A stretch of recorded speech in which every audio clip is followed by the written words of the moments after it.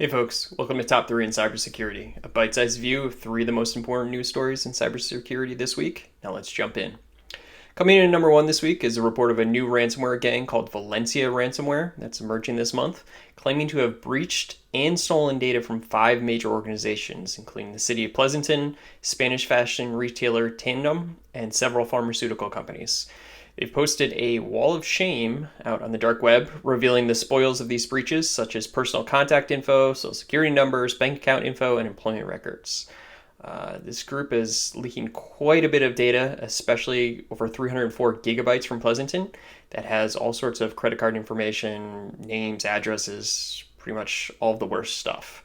Now, experts are saying that this gang demonstrates significant capabilities over existing gangs out there, with links to very well-known hackers such as Load and Q.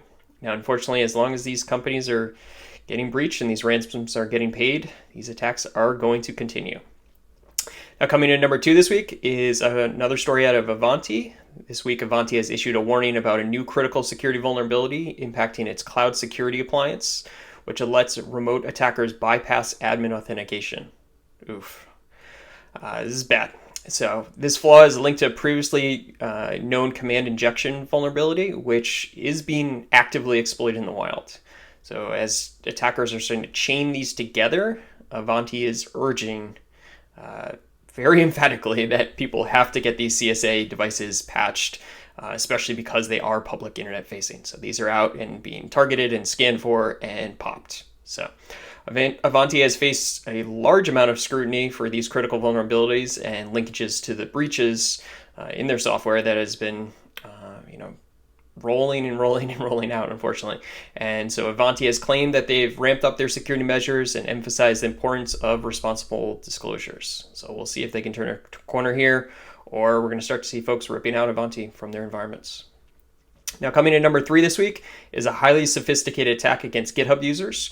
This week, GitHub users received a phishing email mimicking GitHub's security team, claiming there were vulnerabilities in their repository. And the email urged recipients to click a link for more details that led them to a page asking users to verify they're human, deceptive CAPTCHA, you could say.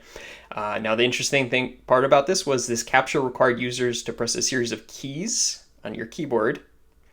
Should be a red flag number 1, to open a Windows run prompt, red flag number 2, enabling a PowerShell command to pop up, giant red flag number 3, which would then run a malware called Luma Stealer. Now, this was designed to store stolen and stored GitHub credentials. So hopefully most folks are going to recognize this scam, but unfortunately less experienced users might fall victim. So please don't ever click on links in emails, and don't ever follow instructions to run anything on the command line in an email, ever. Okay, that's it for this week from Cybersecurity. I hope everyone's enjoyed this bite-sized view. I'll catch everyone next week.